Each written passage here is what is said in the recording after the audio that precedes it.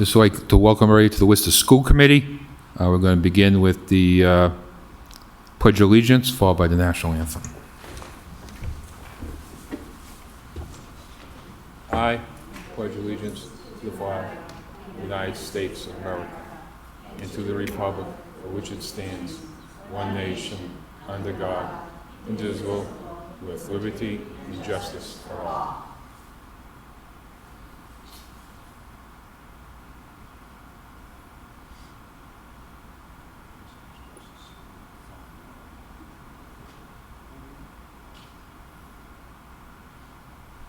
No?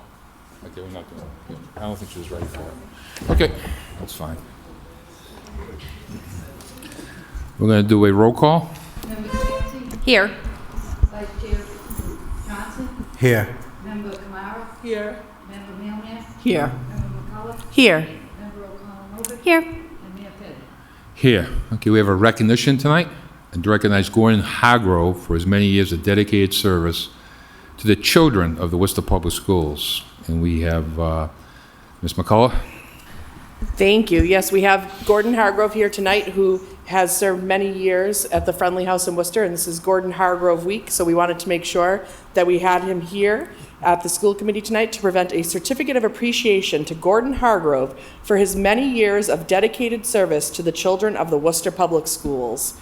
So I have the certificate for you, Gordon, that I want to... No, go on. Yeah.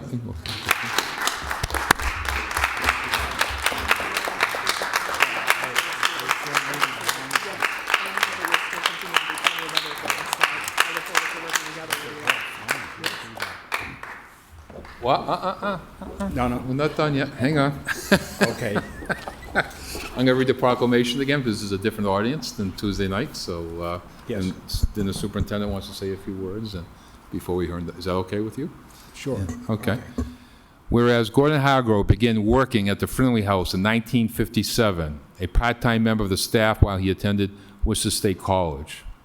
And whereas it was the beginning of a career that would last for the next 65 years as executive director for one of the most effective social service agencies in the region, if not the state. And whereas the basic human services such as food, clothing, and shelter were provided at the Finalist House to thousands of individuals and families of all ages. Any requests for specific family needs were provided as Gordon, early on, developed strong partnerships to help provide the region with the essential services to a family of many, an individual or an elderly person or persons. And whereas for over 6 decades under Gordon's leadership and the commitment of dedicated staffs of those 60 years at 3 homeless shelters serving the city's most vulnerable and diverse populations, the budget rose from $23,000 to $6 million with increased need and new creative programming. Now, therefore, I, Joseph M. Petty, do hereby proclaim the week of April 25th to 29th, 2022 as Gordon Hargrove Week in the city of Worcester and recognize all its citizens to participate in its observance. Member Johnson, do you want to hand that to him? And I'll just say, like I said last night, you're an icon here in the city, and Gordon, I just want to thank you for your years of service and what you've done for this community. And you're no better person, so what you've done, and you supported everything here to make the children's lives better, as Molly McCullough had said. And I want, on behalf of the people of Worcester, this committee, thank you. And the superintendent's like to say a couple words. Hi, Gordon. Gordon has been my longtime friend. We actually met over our work together on behalf of the children of the Worcester Public Schools. And last night there was a wonderful event for Gordon, and there were many stories about how Gordon had made a difference. And so I saved mine for tonight. So the first one regards a family that had a new immigrant family, had moved to the Maine South area, and the students, when they came into school, after a couple of weeks, they were always telling me, I'm so tired, I'm just tired. And I said, well, why are you tired? And they said, it's really hard sleeping on the floor with just my blanket. So I said, you don't have a bed? And they said, no. So I said, okay. I said, I'm going to call Gordon. So I called Gordon. I said, do you have any mattress vouchers? And Gordon said, yes.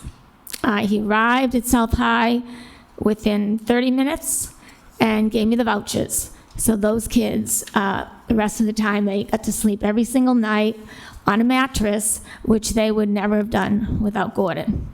My second story is one day on a Friday, 4 o'clock, I looked out my window at school and I see a rental van come up, and one of my families from Nigeria were in the van, and everything they owned were in the van. They had got evicted. So they came in to ask me if I would take some of their children because they were going to try to find a place in Boston to live. And I said, no, you can't leave Worcester. So I called Gordon, and Gordon found them a place that night.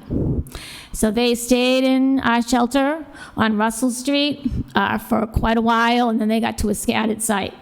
And 3 of those girls, one graduated honors from Bucknell, another honors from Dartmouth, and the other one, the Presidential Scholarship from Bryant. So that family had left our area. They wouldn't have had that opportunity. And that came from Gordon finding that family a place to live and supporting them so that they could support their family and be successful. Those are just 2 stories, but they're very substantial stories of what Gordon Hargrove does for this community. He personally appears at your door for help. He doesn't send other people, he comes himself. So I want to thank you, Gordon, and I'm wondering what you and I in our retirement can get into together. What trouble we can get in together. So I'm looking forward to our continued friendship. Thank you. Thank you, Madam Superintendent. Gordon has always commanded the respect of the people of Worcester, and I said this last night, but I think it's a good story when he wanted to put the house on June Street, and a shelter, and people usually get upset when they don't know what's going on, and as soon as he found out it was Gordon Hargrove, the temperature went down in the room, and because they know he would be treated with respect and dignity, and it would be a good program. So thank you, much appreciated. Go ahead, Gordon. You get the. You're welcome. I promise this won't be long. Mayor Petty gets a little nervous with. Well, first of all, I believe the honor should go to everyone here because you all have an awesome job looking after 25,000 people. The teachers have been amazing, particularly during the bump with the COVID. IAs, all of the school staff. I know it's not been easy. I did teach, by the way, at Commerce High School. I'm not sure if anyone remembers that. I went to Worcester State. Matter of fact, I got a letter today saying my 61st class reunion. I said there must be some mistake. But for me, my cooperating teacher was ill, so I had 5 classes for a half a year. But it was easy because most of the kids, most of the students were from Grafton Hill, and I knew their families. So they knew that it might be best to work as hard as they can, which they did, by the way. But I want to, just 3 quick bullet points. We were in London for a conference, and there's this huge bulletin board in the middle of the city with a tiny drop of blood on it, and it says, "Cuts in education never heal." So I want you to, we'll be making sure that hopefully we have enough funds to continue. The other one was a bumper sticker saying, "If you can read this, thank your teacher," which is very, very true. And then finally, we worked on the Puerto Rican settlement program here in the city.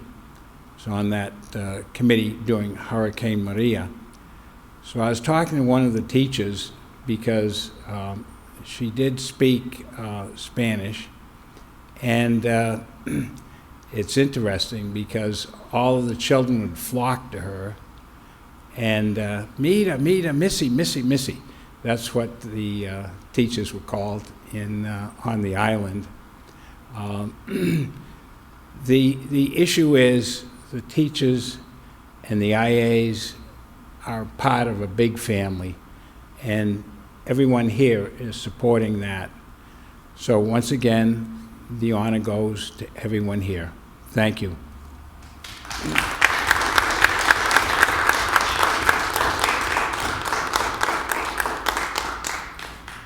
Thank you, Gordon. Then we're going to move to the next part of the agenda. We are going to begin to get set up for the interview with Rachel Monarrez. Dr. Rachel Monarrez is a finalist for the position of the Superintendent of Worcester Public Schools. Howland,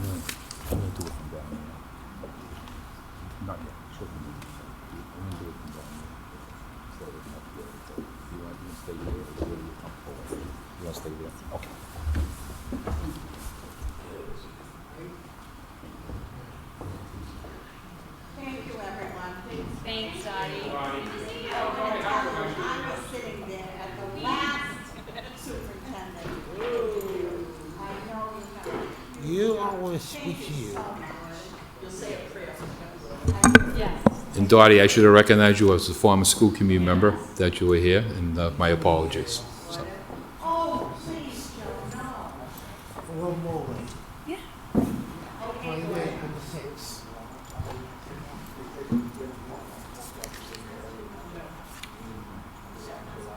That's Gordon Jr.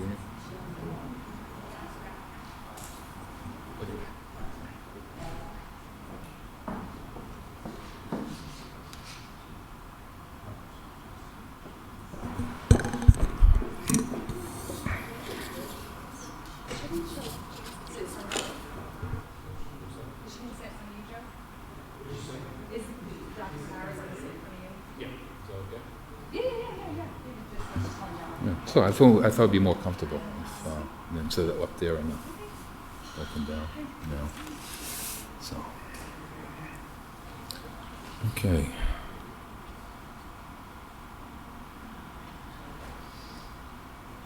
So we'll start in a couple minutes, and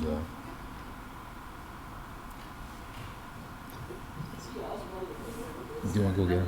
You can tell her. You want to go tell her we're ready? If you want. Yeah.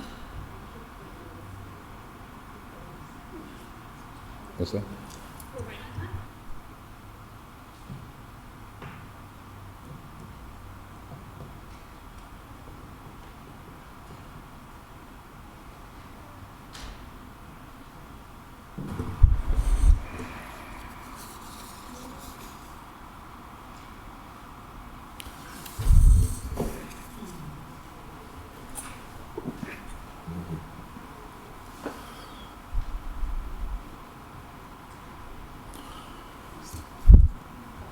What's that?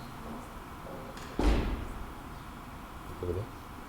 They were going to speak, but they're going to come back next week. Mr. Brennan?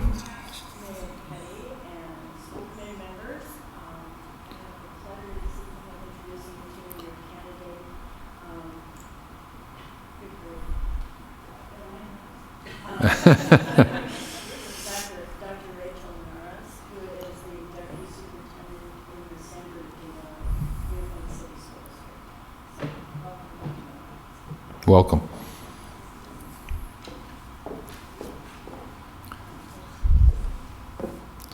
So I'll just read a quick bio, then we'll go into questions. And so Dr. Rachel Monarrez currently is the Deputy Superintendent of the San Bernardino, California City Unified School District, a position she has held since 2016. She also has served as the Assistant Superintendent of Curriculum and Instruction for the Santa Rosa City Schools, a principal in the Pomona Unified School District, and the Senior Director of the English Learner Program in the Rayu Unified School District. Rialto, oh, it's a T there. Oh, Rialto, oh, okay. Unified School District. Dr. Monarrez began her career in education as a bilingual English immersion and special education teacher in the Pomona Unified School District. Dr. Monarrez is bilingual in English and in Spanish. Dr. Monarrez holds a doctorate of philosophy in education with an emphasis on urban education from the Claremont Graduate University.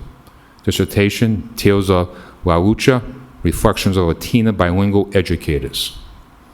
A Master's of Arts in Education, also from Claremont Graduate University, and a Bachelor of Art in History from the University of California, Irvine. Well, welcome.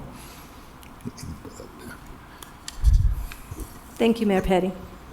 And I'll just go over the ground rules pretty quickly, and you'll receive 10 questions and from each of the school committee members, and also our student representative, Stacia Zogba, who is here tonight.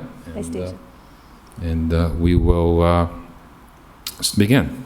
Then at the end, you'll have a moment for closing, or you can ask questions. You can take as much time as you like at the end. Okay. So the first question: what are the top 3 priorities that you would identify in your entry plan as essential to the Worcester Public Schools? Please describe why, what action steps, what timeline you would take in addressing these priorities. Well, thank you, everybody, for the opportunity to be here this evening. I know you've had a very long week, and so I appreciate your time. I want to just start by saying you are living in a fabulous community. I'm just super excited and taken back by how beautiful Worcester is and how beautiful the people are, and most importantly, the children that I've been able to meet. So thank you for this opportunity. So what are my top 3 priorities? So first and foremost, it would be about the team development between those of us sitting right here. We have to be a strong, united team. We are a governance team as well as a team of leaders that people will be looking to. And so team development with the school committee and the superintendent is essential. And so that would be a priority. That would include getting to know each other, getting to know what your priorities are for the district, and your values for the district and the community. So team development, if the head is not strong, if the head is not healthy, then the rest of the body doesn't do well. And that's my analogy, and that's what I firmly believe in. The second piece, which I had the opportunity to really start with today, is relationship building. I need to get to know the community. Need to get to know the principals at our schools, our educators, our district office staff, key leaders in the community, our families, and where their hopes and dreams are for their children. And I would do that through a well-articulated listening and learning plan. And so it would be a 100-day entry plan. I'm sure you've heard this from others as well. But you have to have an idea of where you're going and who you're going to meet with and the questions you're going to ask of people. So I would come my first day with, actually I'd provide it prior to my arrival, of who I need to meet with. I would ask you who I need to meet with. I would spend time with each and every one of you. And then I would have a list of questions that I would be asking each group to get to know the community. In that listening and learning time, I would have a better idea of where the district needs to go in terms of priorities. So it would be very presumptuous of me to know where Worcester needs to go right now. There are educators who have been working very hard for many years.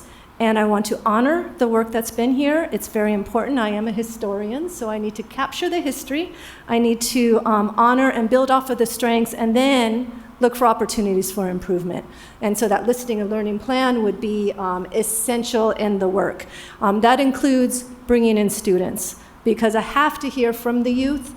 If the youth in Worcester, and the few that I've engaged with, are anything like the youth in San Bernardino, they are phenomenal. They know what they want. They are civically engaged. They know they want to see changes for the world. They're very ambitious, and so I want to hear from them too. So team development of the school committee and myself.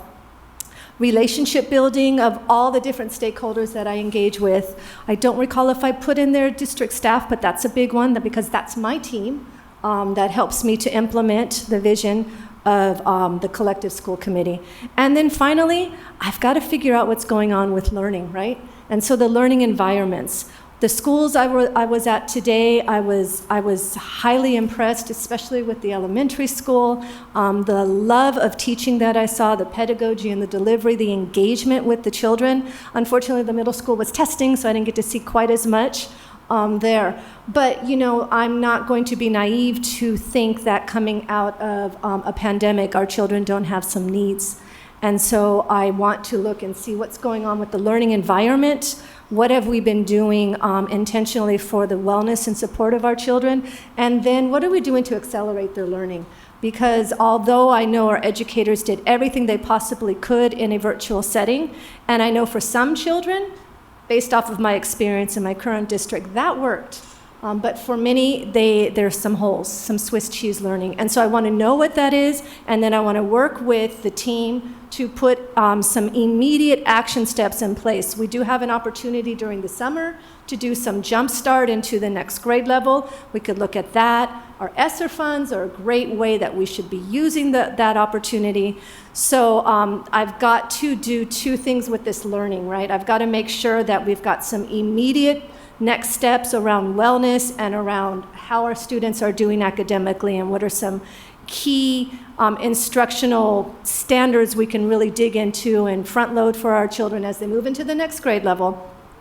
And then also long-term, really looking at our learning environments. So I've visited 2 schools. The schools are beautiful in their architecture, but I can imagine in terms of the ability to provide 21st learning experiences through technology and other, there might be some challenges there. And when I talk about learning environment, it's not just the physical environment, it is also the felt safety at our schools. And so I want to see what that looks like. That's going to include visits at the schools. So I'm going to summarize that because I just said a whole lot. 3 priorities. First one is the governance and the team development of this team sitting right here. We have to be strong, we have to be clear, we have to be on the same page. I do know that there is a desire to look at a new strategic plan. That would be part of that work, most certainly. Relationship building through a clear listening and learning campaign to find out what's going on, look at the strengths, look at opportunities for improvement, and come to the board. Sorry, in California we call you boards, so I'm going to have a few times where I'll do that, where I'll come to the school committee and share with you what I've learned. That will help to bridge those 2 goals together, right, through the development. And then the learning, short-term learning for our children to make sure that they're well, to get them ready for the next grade level, and then long-term in terms of what do the schools feel like for children, and do the teachers and the educators have what they need to be the best providers. Perfect. Thank you. All set. Okay. Our next question will be asked by Member McCullough. Thank you. Further development of community relationships is a priority of the committee. Please tell us how you have developed these relationships in your current and past roles and how this has benefited the district. Share with us what you envision this will look like in Worcester. Well, thank you for that question. And I'm going to just narrow it so that you know where my head is, and then if there's any further questions around community that we're speaking the same language. Too often I find people think we've got the same ideas in our head and then we don't. So when I think about community, I think about every stakeholder that comes in contact with the schools, right? So I think about the larger community in terms of our external stakeholders, our business, those type of partnerships. I also think about our internal in terms of our families, our classroom educators, our principals and our leadership, and our district staff, and then of course our students. In the external, I don't want to leave out that we also have, faith-based, and we have, it's like everyone who wants to play in the schools, right? That's who I consider community. So how have I done that in the past? So in my current role, when I first started, my superintendent at the time asked me to lead one of the strategies that are in the strategic planning. Well, we called it a community engagement plan, and it was around health, wellness, and safety. And so you can imagine that health, wellness, and safety really intersects all these different groups. So I pulled together a very large stakeholder group of over, I'm going to say probably close to 150 individuals. And so that included university partners, law enforcement, health, educators from our schools, families. I can't even list them all off. There were so many. And we came up with what do we want to see in terms of health, wellness, and safety. And we developed a collective resolution that then our school board, the school committee, passed, as well as then the entities that were there also passed, so that we had some agreed upon outcomes that we were going to work towards. Since then, it's really become a collective impact effort that we have continued to invest in as a district. I am no longer leading that work. I've transitioned it on to our community engagement office, but the work really started with bringing all the players into the room and saying, what is it that we want to see happen in our schools and in our community? And then how do we do that together, and what agreements? And then we memorialized it through a resolution. And again, then we passed that. So that's one example of how I've done that.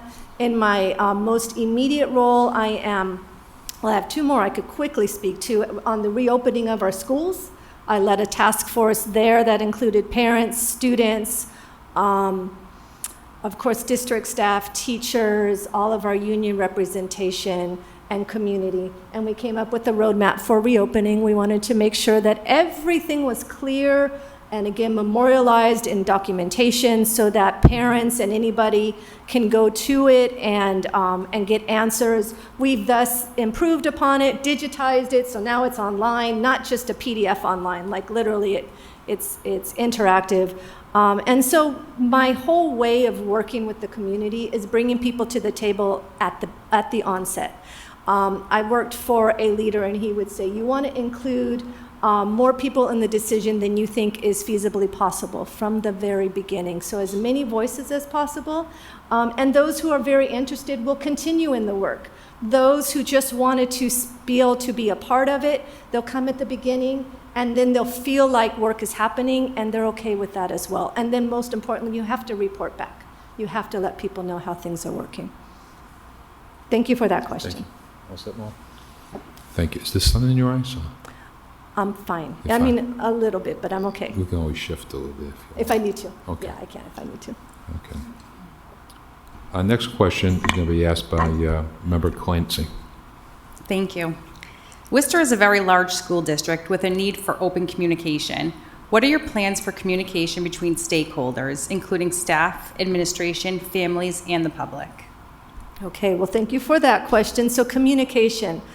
So in today's day and age, it's like we can't communicate enough, and yet we communicate too much because it gets confusing, right? So what I have found, and this is, again, another phrase that I'm capturing from, I've had some really great leaders as mentors, without information, people hallucinate. So if you don't give people information, they're going to make up their own story of it. They're going to make sense of it because the brain seeks knowledge, right? So you have to provide information to people so that they don't create their own stories. You also have to have two-way communication. So it's not just information where you're providing it for people, but it's also having avenues by which you receive feedback from others and you find out how things are working. So what I did note for Worcester is I don't see that we have a clear communications office. We don't have someone who that is their primary role, and I think in a district this size that's important. And so I would want to work with our mayor and the school committee to look at potentially finding some way to provide resources. With social media, it is too easy for bits and pieces of information that may or may not be accurate to really get legs and grow and become much bigger than it needs to be because there's not clear information that's being provided. So a communications office can help help bridge that. In addition, it's really important to have, I call them spaces or containers, by which there are regular meetings with families, for example. So you said families, I think you said our educators, our students. I would set up, if we don't already have it, and so I would want to see what's happening already, of course, but if we don't have it, we need to have a regular standing meeting with our families.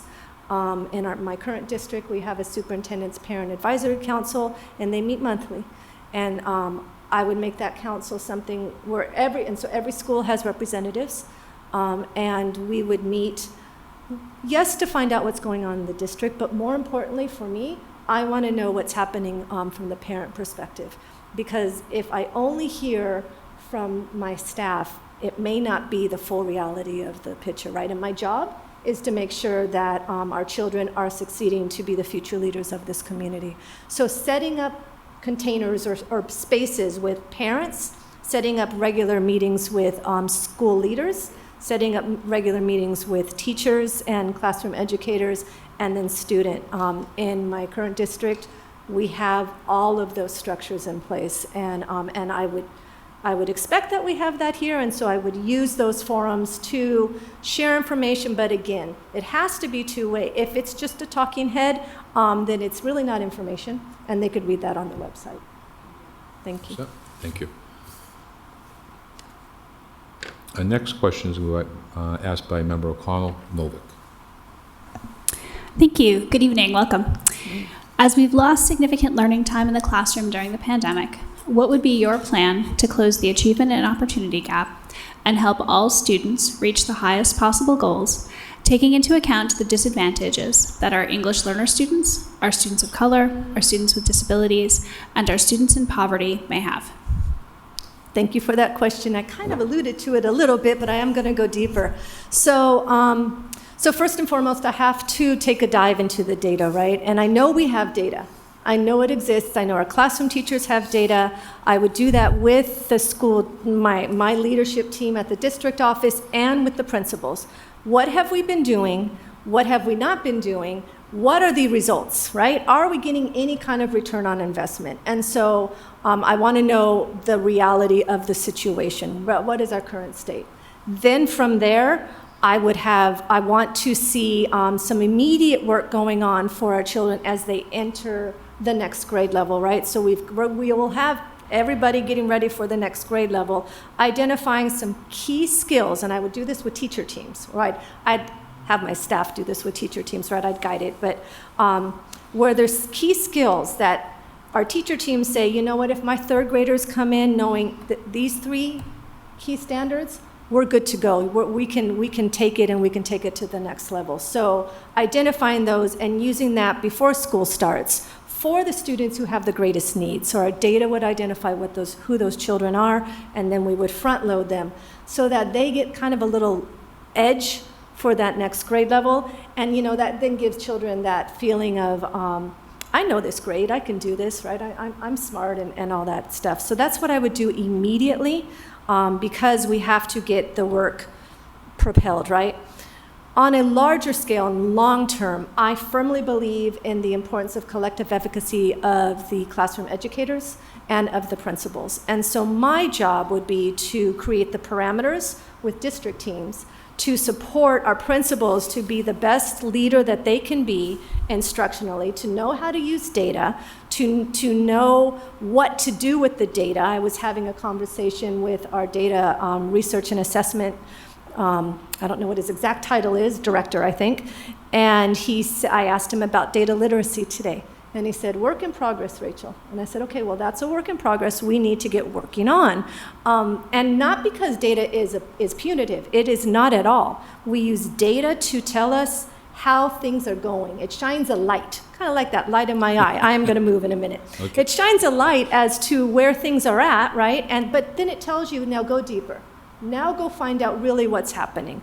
Why is the data showing itself the way it is, and what are we going to do differently? So you've got to use the data for action, not just to look at and say, okay, well, 5 out of 10 didn't get it, okay, moving right along. That does nothing for children, right? So we have to use the data. So for our principals to know how to do that with their teaching staff, for our teachers to feel very confident and comfortable with data, and most importantly, for our teachers to then know what to do with it pedagogically. What do I do when I see that students aren't learning?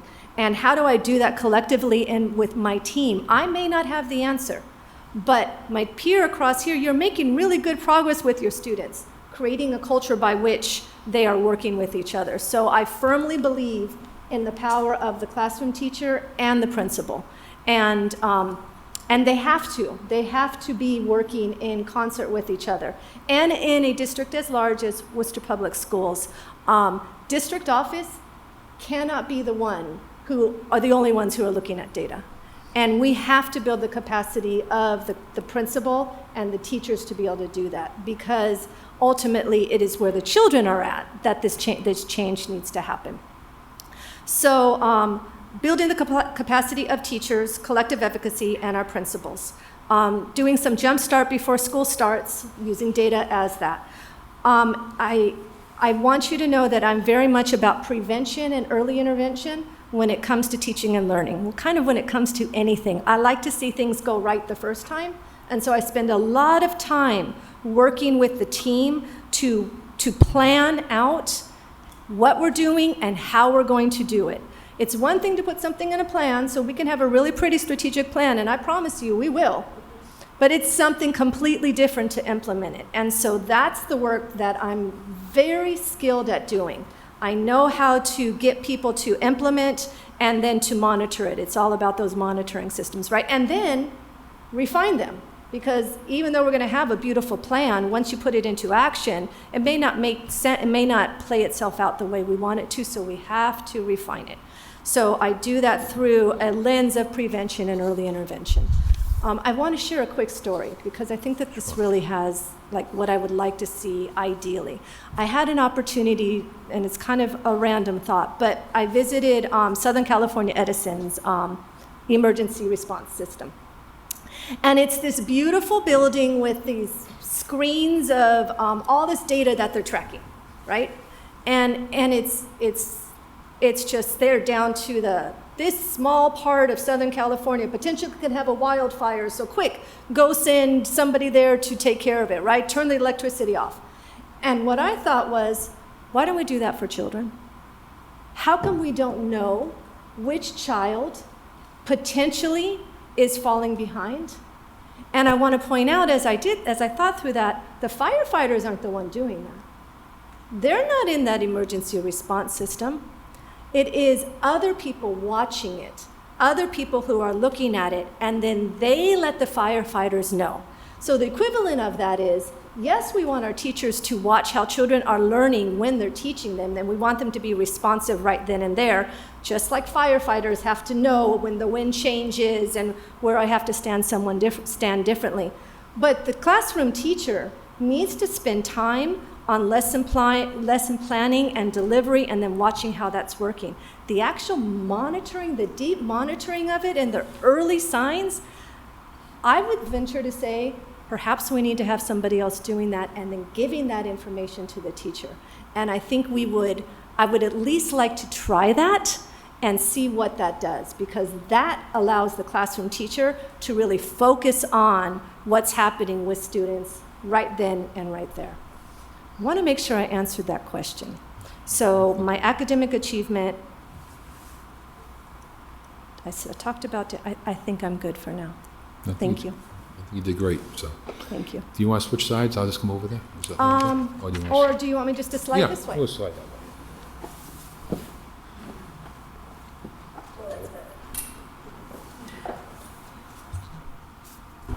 Okay, next question. Sue, you just asked that. The next question is by a student representative, Stacia Zogby. Oh, did I miss it? Did I miss one? Oh, I did. I missed. No. Back to me. Oh, I missed you. Oh, I'm Member sorry. Mailman. I thought you said yes. Okay, you're right. This is our fifth question. Okay. And member Mailman, go right. Ask the question. Hi. Our district is investing mightily in expanded Chapter 74 vocational programs across the district. Please describe your experience and knowledge about vocational education and the distinctions with career and technical education and your vision for maintaining the integrity of strong vocational educational curriculum. Thank you. So I'm going to look at it through a California lens, of course. And so in California, we refer to it as linked learning. And so we have linked learning alliances throughout our state. In San Bernardino, we have 2 high schools that have gold level pathway awards and achievements, and we have others that are at the silver, making it to the gold. And so the whole idea of linked learning and pathway opportunities for our scholars is to integrate, and I'm very handsy, so I speak with my hands a lot, but it is about integrating the academics with the career opportunities, right? And so what it looks like in a classroom setting at a high school is a core of teachers working together, those who are in the coming from the industry and are, career voc ed, CTE is what we refer to them as, credential teachers, and they work in tandem with the core content area teachers. So if it is the biomed program that we have at one of our high schools, then in language arts, what they're reading is then going to be hands-on work in their biomed and whichever part of the pathway that they're on. Now, what I don't know, but I will learn it most definitely for here in terms of the Chapter 74, is in California, we lead our children to earn certifications in the industry field, right? And I see you shaking your head, so I'm thinking that's what we do here too. Awesome. So that's the goal of the certification, right, is so if you choose to, upon graduation, you can choose to go straight into a career, and it is a career by which you can make a living and have a family and be a successful, thriving individual. If you choose to, you might go into the career and continue with a degree earning a 4-year. And that would be the choice of the student and the family, that the system doesn't make that choice for them. So I firmly believe that we have to do both for our children. It's not college or career, it is college and career. You go to college to have a career. That college might be 4 years, that college might be a 2-year vocational. I understand that we've got an early college program developing here, or we have it. I'm not a little confused on that, but that's okay. I'll find out. And then students will be earning both degrees at the same time, or college, and you understand what I'm saying. So I'm 100% behind it, and I'll use my daughter as the prime example. And she's probably watching this right now, and she's probably not happy that I'm going to do this.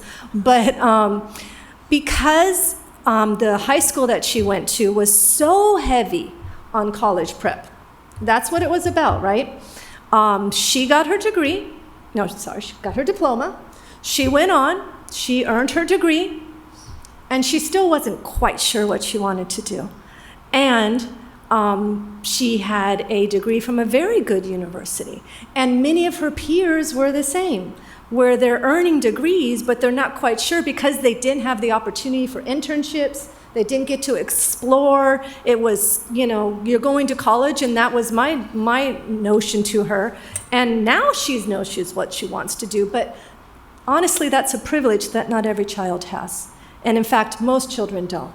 And so she had that privilege, and some of her peers had that privilege, but many of the children that I serve, they don't.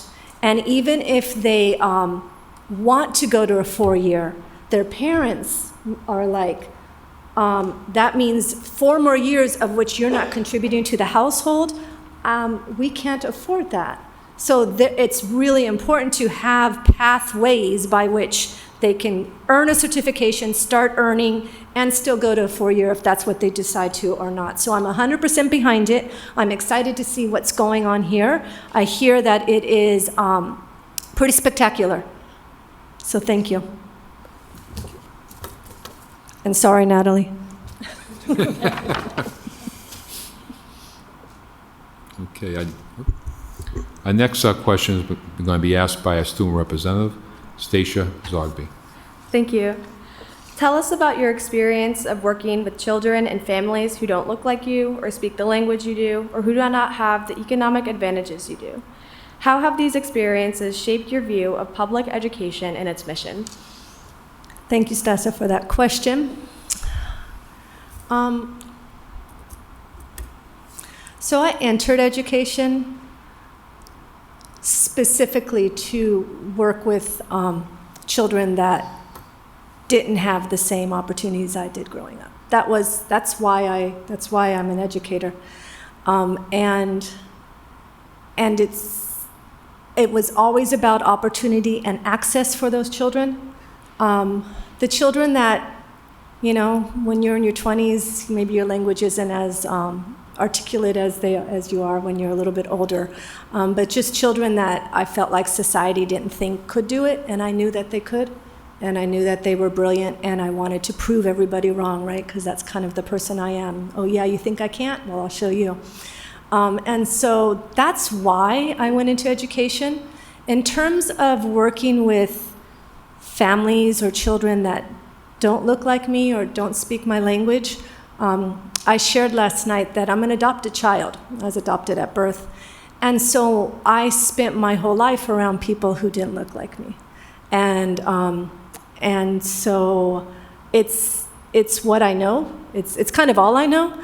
Just recently, I have found my birth family, and so for the first time, I take pictures with people, and I kind of match. But that's 50 years later in my life, and so I firmly believe in making sure that people feel like they belong. Right?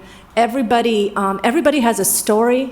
Everybody has something to share with each other, and so that's guided my work as a leader and as a teacher and as a principal.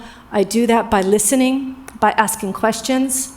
I catch myself when I'm possibly making some unbiased judgments, and I stop myself because we're all human, and so we all do that. And I have taken the time to learn another language, so I know what that feels like, being in a room where people are speaking another language and you want to share something and you just can't say it the way you know how to say it in English, right? And so I understand what that feels. So I think to summarize it, first of all, it's 28 years that I have really fought the fight for children that I know are brilliant, and I believe in possibilities for them, and so I want access and opportunity for them. I immerse myself in spaces where it's uncomfortable, but that's just what life is about. I grow from that, and I find commonalities, and they are in all cultures, in all languages. There are commonalities that we all share. I love that question. Thank you.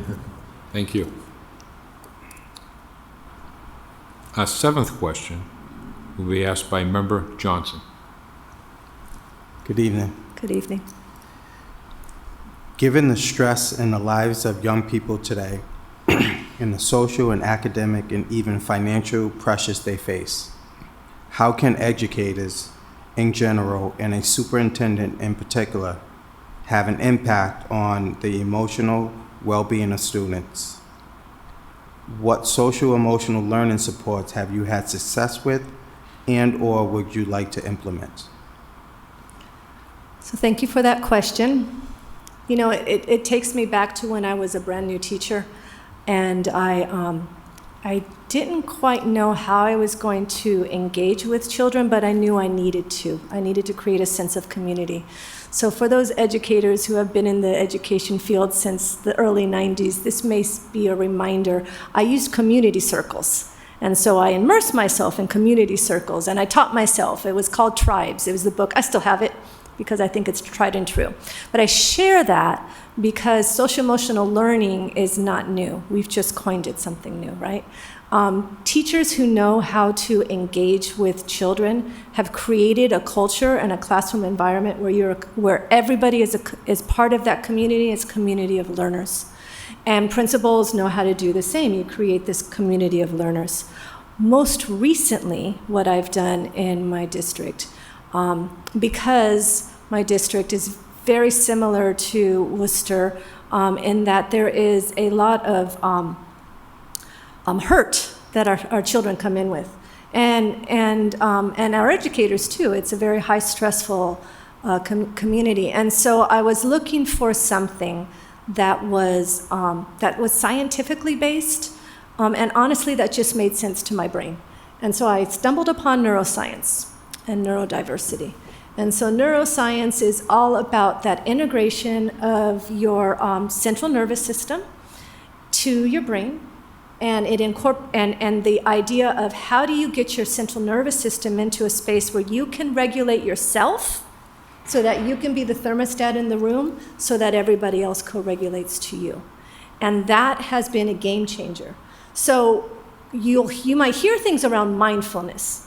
Well, the reason you do mindfulness is to regulate your nervous system, to bring it to a state of calm so that your brain can say, I'm calm and I don't have to fight, flight, or surrender.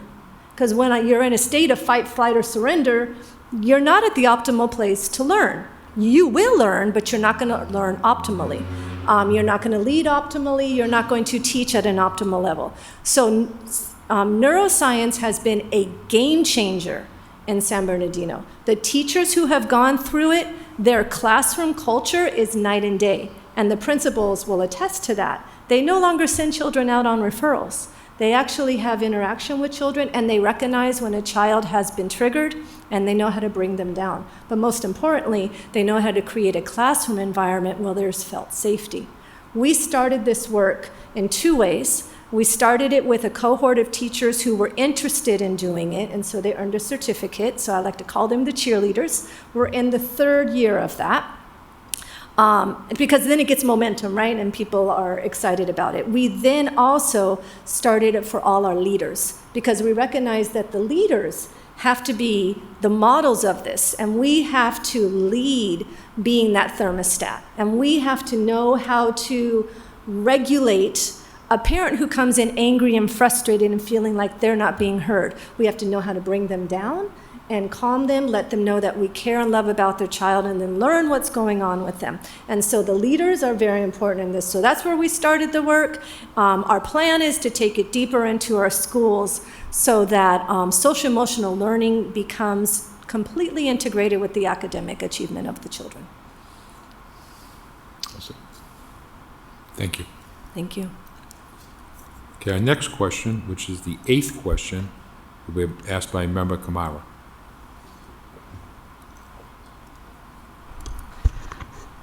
What is your philosophy on discipline for students? Please share your past experiences and past practices with discipline, both in and out of school. Absolutely. Well, thank you. So, the word discipline kind of always sends a little ting up my spine. I don't like it. I understand that children make mistakes, and then we need to teach them new consequences or new ways. And so my philosophy about discipline is, first, I go from that prevention, right? So I want to prevent any kind of disruption in the classroom or on the playground or in the hallways. So what do we have in place for prevention? What's our school feel like? How do the adults engage with each other? How do the adults engage with children? So a lot of positive behavior intervention at the onset. And I did this when I was a principal before we referred to it as PBIS. So, we do things because we know it works, and then there's new language that comes in.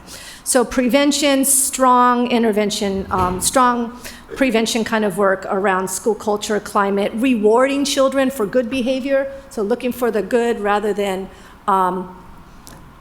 looking for the negative. Then from there, when a child makes a mistake, because they will, because they're human, because children make mistakes all the time. Are you okay? Okay. Then we need to do the consequences, but I very much believe in coming at it through a restorative lens. So I really like to teach children new behaviors. Otherwise, if you don't get down to what the real challenge is, the behavior's coming back again, right? And so as parents, we all know that. That's why we teach our children how to behave in certain ways. We need to do the same thing at schools. I also believe when there are interactions that happen between students that, again, consequences need to take place. But most importantly, we need to find ways by which we heal those relationships between the children so that they don't keep misbehaving. When I talk about consequences, I don't believe, so I have to choose my words carefully. There are times when suspension is warranted, but that should not be the immediate go-to. There should always be alternatives to suspension because suspension doesn't teach you anything. And for many children, that's exactly what they want. Send me home so I can have a day to do something other than be at school. And so for many of our kids, they will test us, right? And they will keep pushing the button. So I used to tell my students when I was a teacher, I'm not letting you out of my classroom. You think I'm going to give up that kind of control? You're not going anywhere. You're going to sit here, you're going to do whatever, but you're mine because I'm responsible for your education. And the same thing when I was a principal. So I believe in prevention, early intervention. I believe that is our responsibility to work in restorative manners with children because that's how they learn new behaviors. And then that ultimately, because our job is to prepare future leaders, right? Children who will take over this great city, they will then be much more productive residents when they know how to work with each other and manage their own behaviors. I think the last part that I want to say about discipline is that I actually want to give a story. Just recently, this happened at a board meeting because there's another side to this that's really important to understand, right? And it's the side of the family whose child may have been hurt. And so we have to manage both. So a little girl and her parents came to the board meeting, last board meeting, little third grader. And the parents were very frustrated because there had been an altercation on campus that had kind of, it sounded like it had got out of control. And this little girl was fearful to go back to school. And you could see her with her dad shaking, right? And the parents are saying, where's the accountability? How come these kids haven't been suspended? They were back in the classroom the next day, right? So there's that side of it that we have to be cognizant of when we think about alternatives to suspension. So what we did, so I told the parents, I said, I see your child's really, I'll reach out to you tomorrow, and we'll work through this. And so we quickly set something up the next morning, and I met with them with the assistant superintendent, listened to them again, and their whole thing again was about accountability. Where's the accountability? Where's the accountability? And so what I said to them, I said, I want to manage your expectations. I said, these were third graders, and we don't have all the information, so I can't tell you what will or will not happen.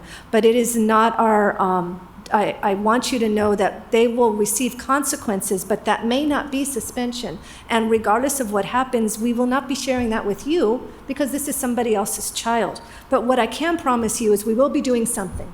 And we will also work with your daughter so that she feels more comfortable returning to school because she needs to feel safe at our schools. That's also important. So we worked through it. My assistant superintendent, he worked with the principal. The little girl's back at school. She's feeling much better. The other children, receive the appropriate consequences, and the parents are much happier. So I don't want people to think that it's one or the other. It's and.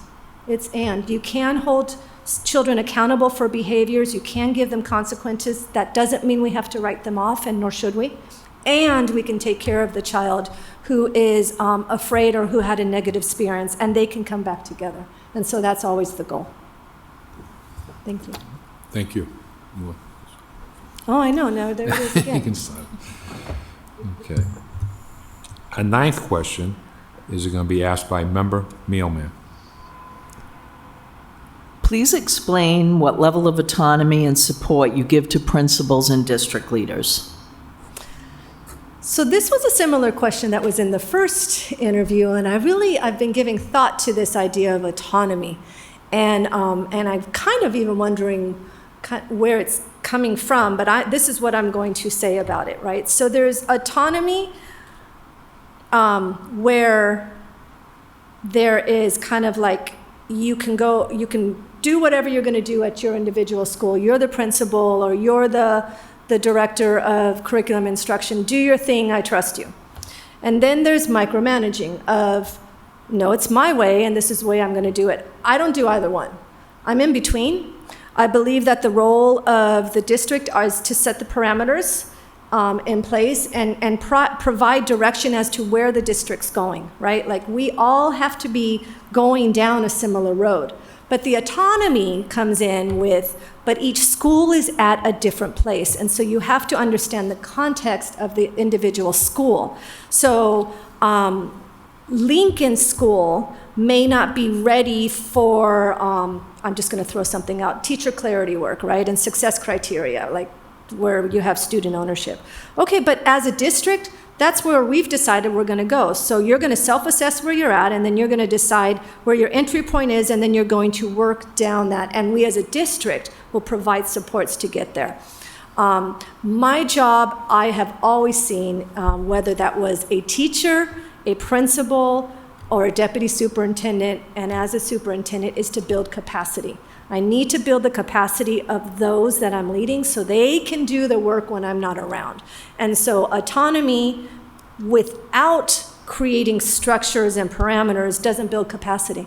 It's actually not a supportive. It leaves it up to happen chance. And that's not okay for the children, because no matter what school they attend, they should get a stellar educational experience. And so, but how they go about that at a school, or their entry point, the timing, that's negotiable, as long as we're all getting there. And if I start to see that your school is not moving, then it's a different conversation.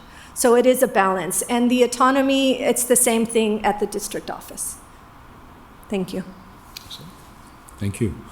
A 10th and final question is, you sort of answered this earlier, but what is your view of the role of the school committee, and what is your vision for this partnership? Okay. So I did kind of speak to it a little bit. And so the role of the school committee, you are the voices of the community. You're elected. People elect you to share what they are looking for in the schools. They are going to go to you with probably what's not working more than they'll come to you with what's working, and that's okay. You are a bridge to what's going on with our families. You're also a bridge to other, legislative bodies in the community. And so you're essential in making sure that we have the truth of what's happening in our schools. The partnership is that then we work together, and my job is to listen, and then listen for trends, right? So there are going to be those one-offs where it's like, Rachel, there's this, did you know this was happening in such and such school? Can you look into that? And maybe it's just at that school. And that's okay. There's children at that school, there's educators at that school, we need to address that.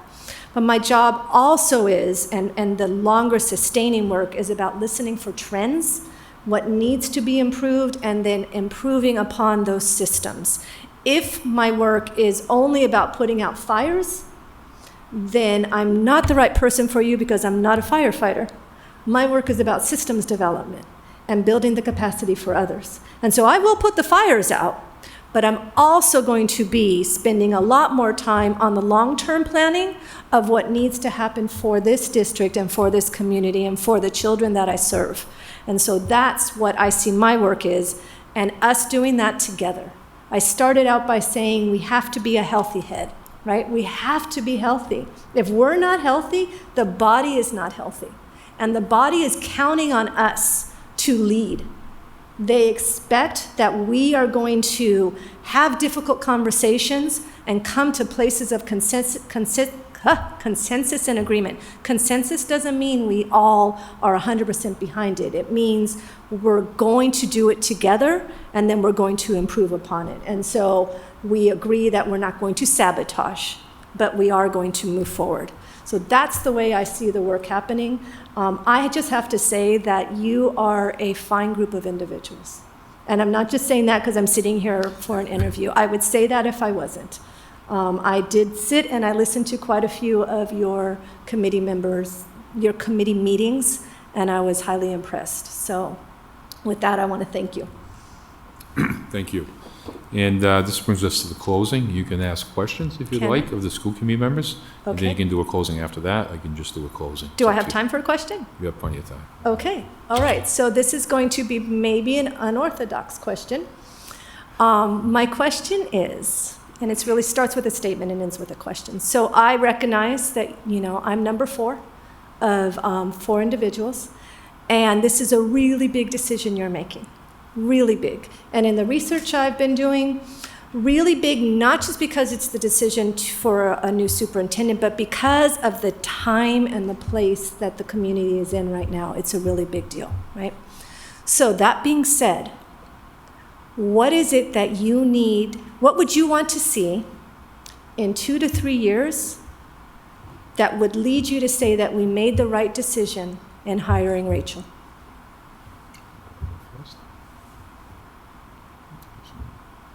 Member Mailman?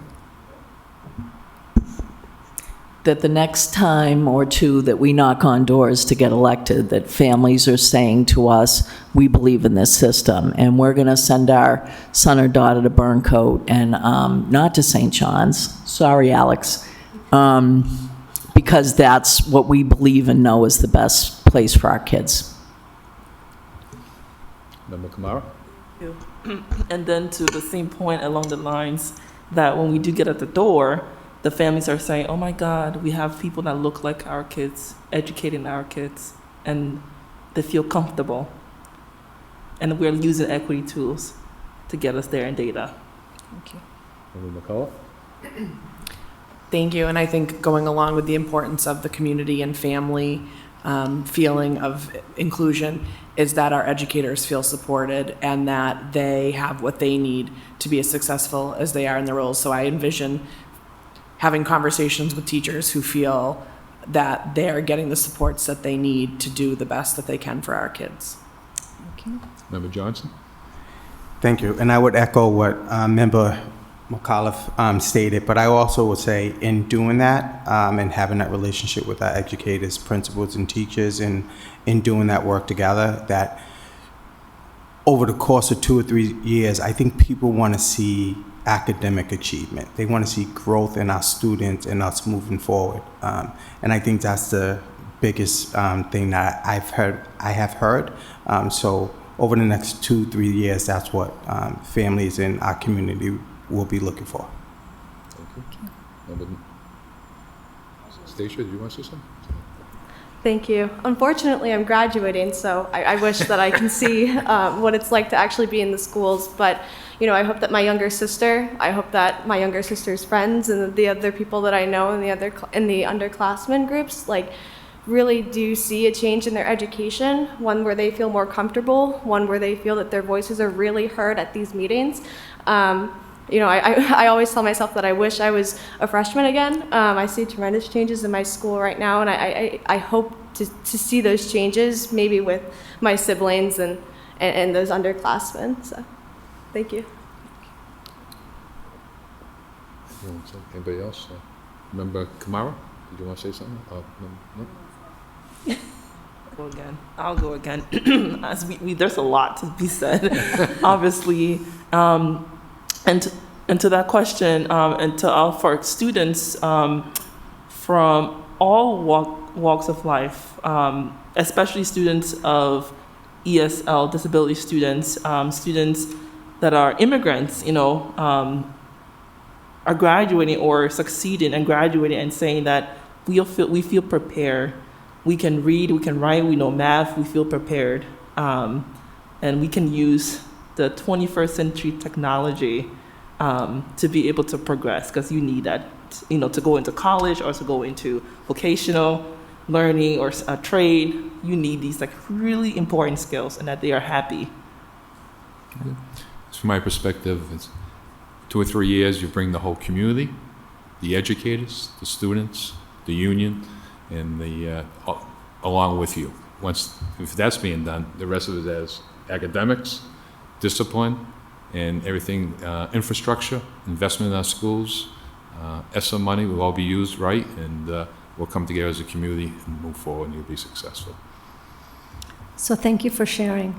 And I want to tell you that if selected as your next superintendent, I promise that I will work on the reputation of the district by making sure that the district is a space that's belonging, where people feel heard, whether you're the teacher, the parent, the student. And in that, part of being heard is including raising the academic achievement. That's how the reputation changes, right? When people start talking about the schools differently. And one person doesn't do that. I'm literally just one person, but what I will do is I will, and it's not about me, not at all. This is about the community. This is about the future leaders of Worcester. What I will serve as this is, I will be the spark of innovation, right? I will bring in new ideas. I will ask questions, and then I will support, because that is my job. I will support and I will monitor. I will support and I will monitor. And when things aren't going well, I will quickly dip in and I will work with the team to improve. And that would be my promise to you, each and every day. I won't be perfect at it, but I will work hard at it each and every day, because as I shared with the mayor this morning, Worcester is on the cutting edge. This is a community that is hungry for transformation, right? I think the word I've heard was renaissance. The graduates of Worcester Public Schools have to be the future leaders, and they will be. They will be. We will make sure of that, working with our principals, our teachers, our district staff, and our community, because we do it together. We don't do it by ourselves. So I thank you for this opportunity. I know you have a really big decision. I'm going to go now and let you do what you need to do, unless there's any other questions. No, I think we're good. That was excellent, and appreciate it. And thank you, Doctor, for being here tonight. And appreciate it. And with that, we are going to take a probably 10 to 15 minute break. Yeah. So, do we need a roll call to take a break? No. No. We're just going to take a 10 to 15 minute break. Is that okay? Yep. And okay, we'll be back in about 15 minutes, Andrew. If you can shut this. I just want to welcome everybody back to the Worcester School Committee. We'll just start with the roll call again. Member Clancy? Here. Vice Chair Johnson? Here. Member Monarrez? Here. Member Manley? Here. Member McCullough? Here. Member O'Connell? Here. And Mayor Pettit? Here. Okay, tonight we're going to select the next superintendent of Worcester Public Schools. First, I want to thank the 4 candidates. I thought they were all excellent, and all could be a superintendent of schools. There's no question in my mind. I want to thank Dr. Sonia Harrison. I want to thank Dr. Malika Savoy Brooks. I want to thank Dr. Charles Granson. And I want to thank Dr. Rachel Monarrez. I thought the process was very thoughtful, deliberate, transparent, and it was over a 7-8 month period, maybe even a bit longer when we started this process. And I just want to thank all 20 members of the committee, the school committee members that are on that committee. Member Kamara, I want to thank you. Member Novak, I want to thank you. And the chair, Member McCullough, excellent job, and thank you. Okay, what we're going to do now is we'll do it as the candidates were interviewed.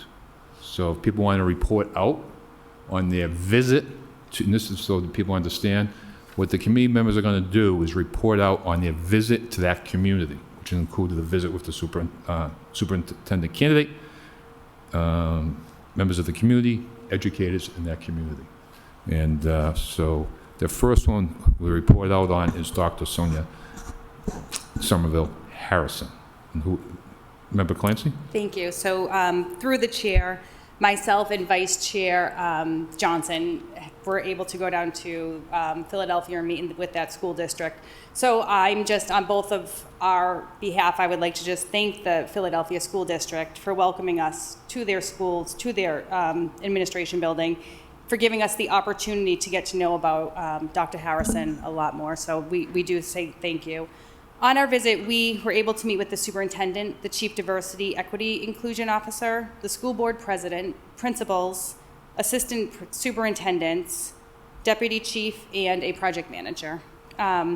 So in Dr. Harrison's current role, she's an assistant superintendent. Just some of the key things that I would like to point out that she's responsible for She works with over 16 schools. She's in charge of working on their budget, their school-based plans, holding town halls, and she also began to step in to meet with elected officials and to advocate for what her students in the schools needed within her network, is what they refer to it in Philadelphia.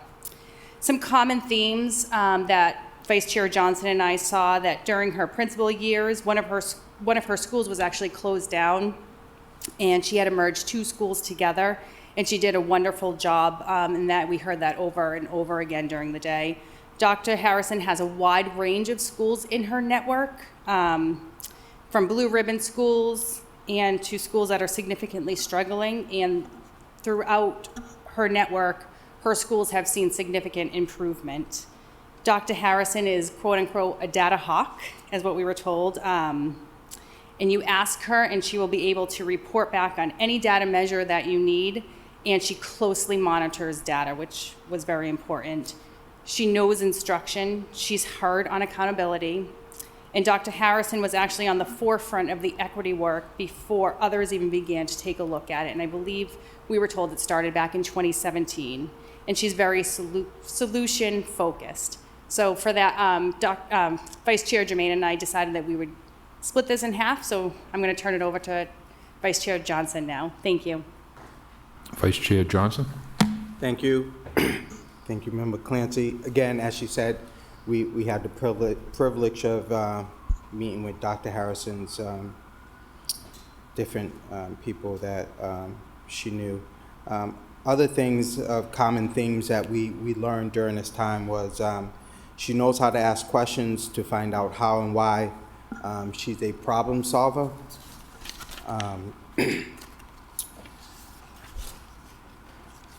Work is for the students, always keep students at the center of her work.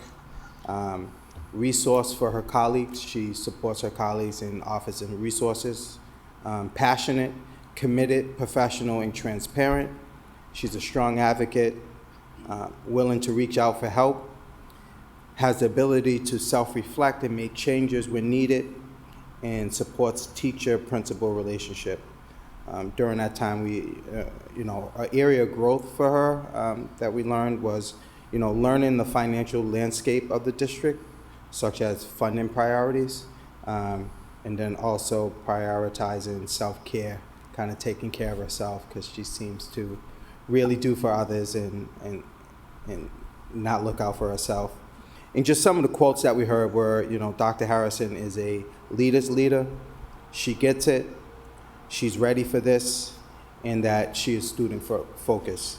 So again, it was a privilege to go down there and meet all those individuals and to meet her, and that's our report out. Thank you, Vice Chair Johnson.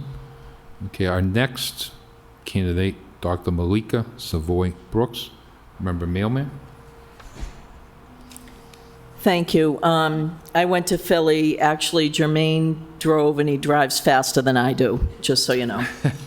Met with a large contingent of people on behalf of Dr. Malika Savoy Brooks, and all of us were well aware that the groups that were put together were groups that the candidates had formed. But, I think our role is to listen to similar themes that come through in discussion, and it was very informative. It was a privilege to be in Philly. I felt like there is a cultural similarity between the District of Philadelphia and our district here. It's probably a Northeast problem for all of us, but I felt that anyways when I was there. I met with 24 people over 12 interviews. Some were 45 minutes and some were 30 minutes. The meetings were with individuals, were the superintendent, the chair of the board, the president of the teachers union, an assistant superintendent, the chief of education from the mayor's office, the deputy chief of schools. And the groups included community liaisons and parent coordinators, academic support office, special projects. There was a principal of quarantine learning, curriculum specialist, teacher, and professional learning specialists, chief of facilities, CFO, a group of chiefs and deputy chiefs, post-secondary readiness, early college, and early education. It was an awesome range of roles and responsibilities, all of who had direct or indirect experience with Dr. Savoy Brooks. My takeaway, Dr. Savoy Brooks sets high expectations. She is respected as a person of integrity, a thoughtful listening leader and collaborator. She consistently institutionalizes student voice. She believes all children need access to grade level and beyond curriculum instruction. She is not afraid to talk about what's not going well, and she's both flexible and focused in finding solutions. She has very strong union relations and works hard to bring change to systems that will provide equitable access for all kids.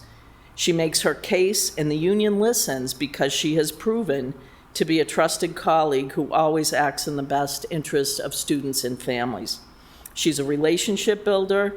Dr. Savoy Brooks is the chief academic leader of a very, very large 160,000 student district, and who has had responsibilities across a broad system. She's an integral voice at the leadership table. She sets high expectations. Thank you. Our next visit was with Dr. Charles Granson, who's Member Kamara. Thank you. On a beautiful Friday morning, school committee member Molly McCullough and myself visited Boston, and where we met with about 18 of Dr. Charles Granson's colleagues as references, and some of the people that he did provide to us includes family, students, and community. A lot of the Boston Public School educators and even past students who interned for him and now working along with him, community members from organizations, and the superintendent of Boston Public Schools, folks from the school committee. I mean, it was amazing. And even their former vice chair, who was in Philly at the time. And it was so amazing that he was able to join us, even though he was on vacation. And then we were also met with peers and division heads, executive director of STEM, and the CFO of the district, along with school-based educators and leaders, heads of school, principal, assistant principals, teachers, former chief of student, family, and community advancement, and then also municipal community partners and peers.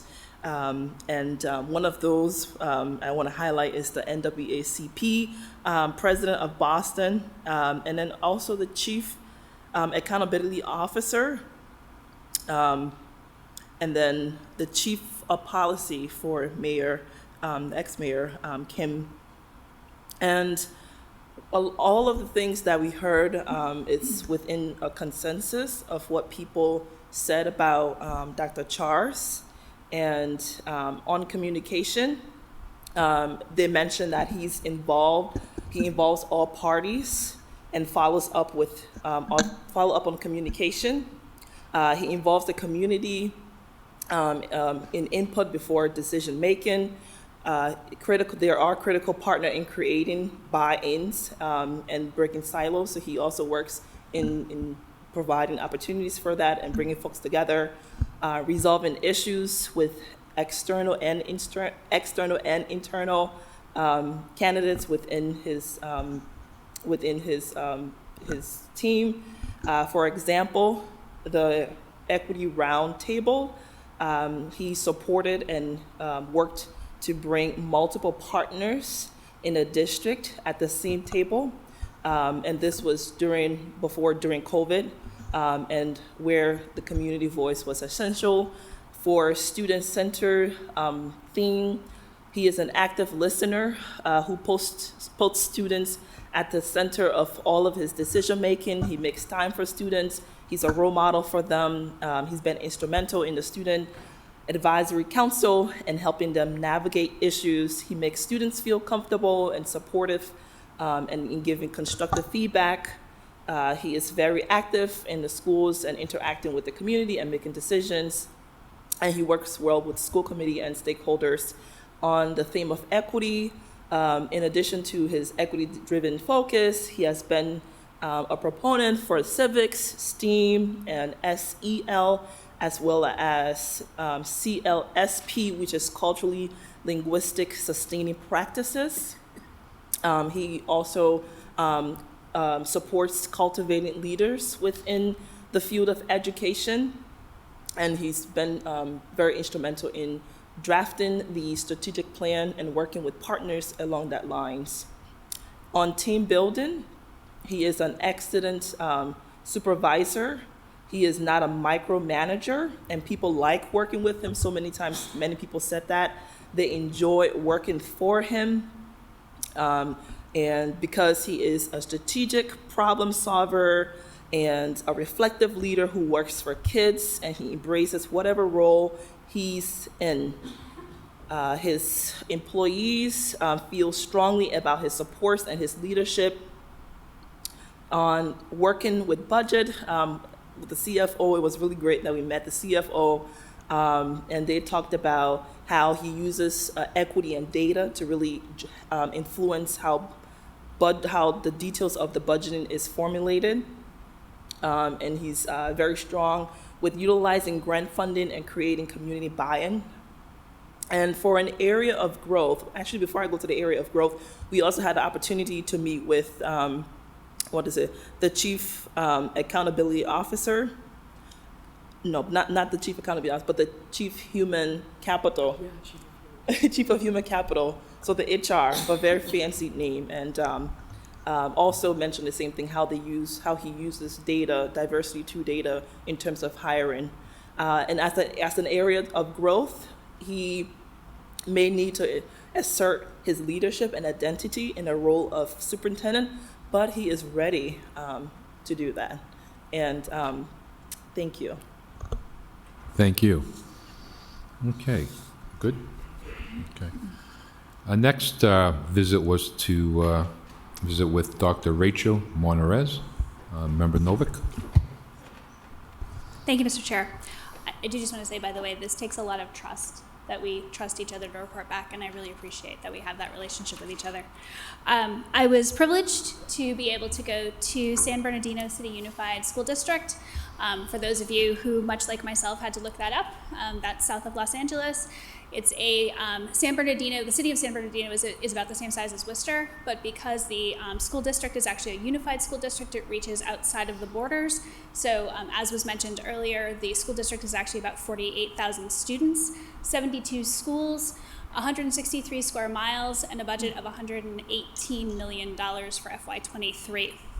I spent from 8:30 to 6 p.m. in the district offices. We could go last Thursday. We could go tonight. I met with 26 people over the course of the day, opened the day with the superintendent, and that met with board members, both the current president of their board and the past president of their board, as well as another member. I met with the full cabinet, including their business manager, their head of HR, their communications chair, person who was in charge of their accountability, communications, special education, and so forth. Had a great conversation with a number of principals, met with teachers, including the teachers union president, and met with parents, including the head of the special education group, as well as the president of the District African American Advisory Council. I do want to say, Mr. Chair, that what my opening meeting with the superintendent gave as themes then carried through over the course of the day. And oddly, I find that, of course, I wrote this ahead of time, I'm finding that I'm probably repeating things that people actually just heard. Dr. Monarrez is a strategic thinker. She thinks in terms of structures and systems, how those are established, how those are working, what changes need to be made, and more than anything else, how those structures and systems impact students. When a staff member saw an upcoming operational issue that crossed silos and would be politically unpopular to raise, he took it to Dr. Monarrez knowing that she would recognize the issue, that she'd be prepared to plan next steps, and that she wouldn't let the politics of the concern stop the work that needed to happen. I was given examples of this over and again over the course of the day. Her first priority is always what is right for kids. The structure of the system is in support of children first, and then the staff who serve them, the community, and the families that surround them. She continues to ensure that the systems of the school district are working to support the best interest of children and those who serve them. In fact, I spent the day in her office. She actually moved elsewhere for the day. On the table in her office on the whiteboard section, what she has written is, "It's all about the children and the adults that serve them." She leads with others. Dr. Monarrez actively models leadership for others. Her walkthrough of a classroom, which I was told is never only for a moment, and I think we actually heard this already reflecting back from our own district today, closes not simply with the usual question that a leader would ask, "What did you see?" but the follow-up, "And what will you reflect back to that teacher to raise their work to the next level for students?" She's actively reflective of her own practice, seeking feedback from those with whom she works. Those who report to her trust her, and I heard this phrase used more than once, with quote unquote the real story, knowing that she will not spread information with which she is trusted beyond any further. She is trusted, seen as trustworthy, and also extends trust to others. She's not a gossip. She's known for working with those needing to solve a problem, reflecting to them their own best thinking and what will work best for their own situation. She not only, as noted above, brings structural support to challenges the district is facing, she also ensures that those doing the work are themselves supported personally. One termed this leading with grace. One staff member summed it up as, "I want to make her feel proud of me." She's gifted at creating and sustaining the relationships that are a community. As one parent related to me, Dr. Monarez's frame is, "Let's make this a better school district for our kids." She's skilled at working through difficult conversations, including those across race, class, and language lines. She's a skilled listener, and while she always does her research and comes prepared, if she does not know something, she will admit that and then will follow up with the person who asked the question. She's broken down barriers between and among groups in the school district and in the larger community, and she's cultivated key partnerships for the school district. One parent described this as leaving headaches outside the door and bringing everyone to the table. I could go on at greater length, Mr. Chair, and what I heard from the district was a description who met in myriad ways exactly what the Worcester School Committee is looking for, and in fact, what the city of Worcester is looking for. Thank you. Okay, thank you. And again, I just want to thank this committee, 7 members. It was a busy week. I thought it was a great week. I just want to thank the district people who participated in this at the different schools and at the DAB building, my chief of staff for driving and picking up.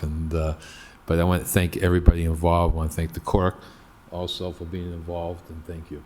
And so what we're going to do now, we're going to take a vote for the next superintendent. So what we're going to do, the clerk will call your name, and you will call the name of the candidate that you want to be the next superintendent. If we don't have 4 people in the first round, we'll drop the lowest person on the vote count and vote again. Is that fair? Yep. We can do it now before you'd have to do it now before the vote. It's up to you.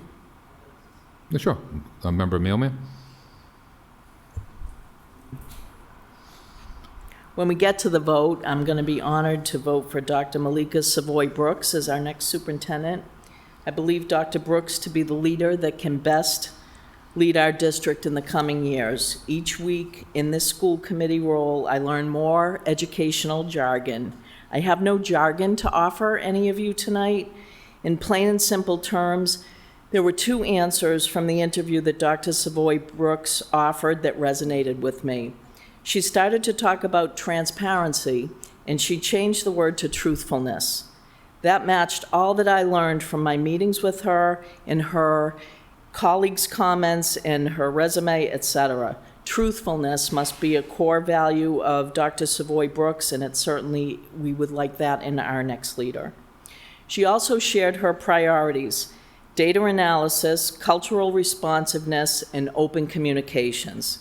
These things need to be the priority, I believe, in our district to achieve all the things we talked about a few minutes ago.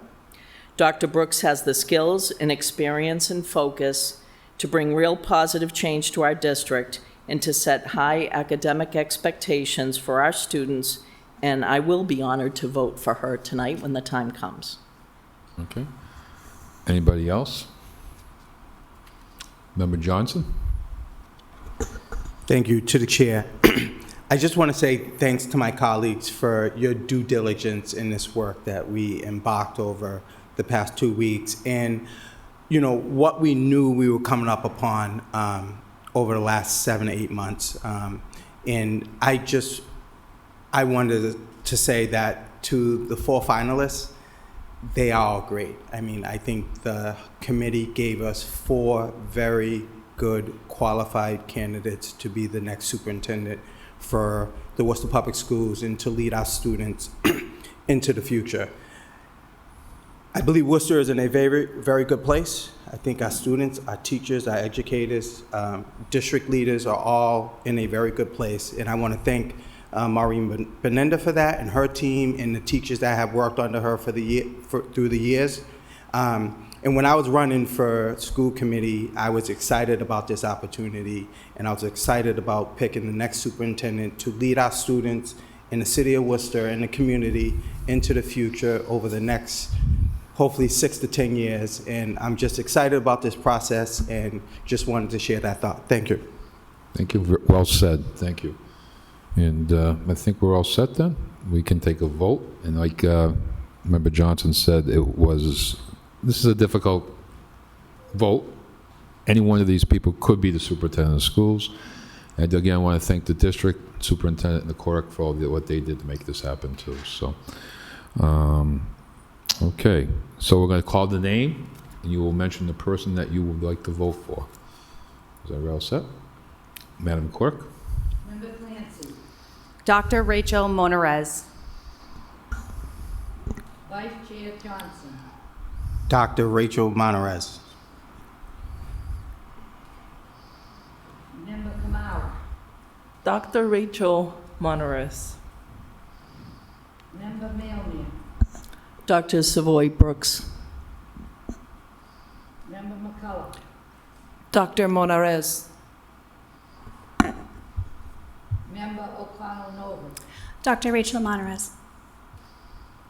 And Mayor Petty. Dr. Rachel Monarrez. What's the tally of that? What's the vote? So it's 6 votes for Dr. Rachel Monarrez and 1 vote for Dr. Savoy Brooks. Member Mailman? Do I, they always have to tell me to stand up. Do I ask for reconsideration?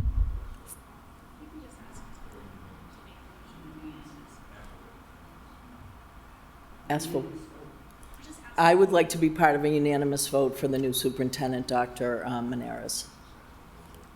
Another roll call? Member Clancy. Dr. Rachel Monarrez. Vice Chair Johnson. Dr. Rachel Monarrez. Member Kamara. Dr. Rachel Monarrez. Member Mailman.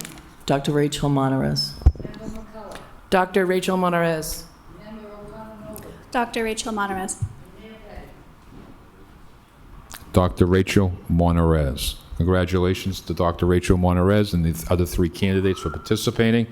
And thank you to the school committee for, this was a lot of work. I don't think people understand how much work went into this. And so I do want to thank the committee members, the 20 committee members, the 3 school committee members, the district, who were very cooperative in the city of Worcester. And